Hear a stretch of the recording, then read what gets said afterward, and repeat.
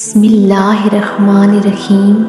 شروع اللہ کے نام سے جس کی بادشاہی اور علم آسمان اور زمین سب پر حاوی ہے اور ان کی حفاظت کچھ بھی دشوار نہیں۔ وہ بڑا عالی رتبہ اور جلیل القدر ہے۔ محترم ناظرین، السلام علیکم ورحمۃ اللہ وبرکاتہ۔ آج ہم آپ کو جنت کی حسین وادی کا قصہ سنائیں گے۔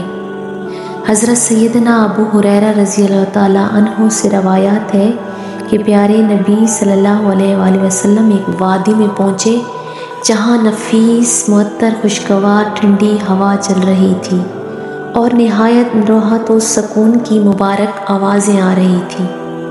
آپ صلی اللہ علیہ وآلہ وسلم نے سن کر فرمایا، جبرائیل علیہ السلام، یہ کیسی خوشگوار معطر مبارک راحت سکون والی آوازیں ہیں؟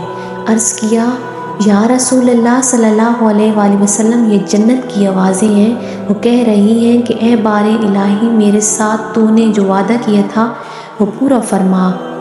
میرے بالا خانے میں موتی، مونگے، سونا، چاندی، جام، کٹورے، شہد، پانی، دودھ، شراب وغیرہ نعمتیں بہت زیادہ ہو گئی ہیں۔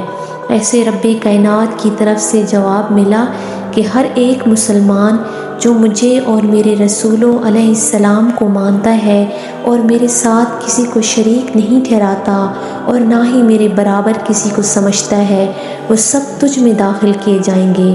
پھر فرمایا، اے جنت سن، جس کے دل میں میرا خوف ہے وہ ہر خوف و خطر سے محفوظ ہے۔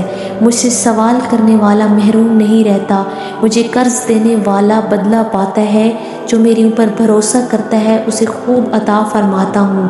کفالت کرتا ہوں، میں سچا معبود و واحد ہوں، میرے سوا کوئی اور عبادت کے لائق نہیں، میرے وعدے غلط نہیں ہوا کرتے، مومن نجات یافتہ ہے۔ سبحانہ تعالیٰ نے ارشاد فرمایا، میں بابرکت اور سب سے بہتر خالق ہوں۔ یہ سن کر جنت نے کہا، بس میں خوش ہوں۔ سبحان اللہ۔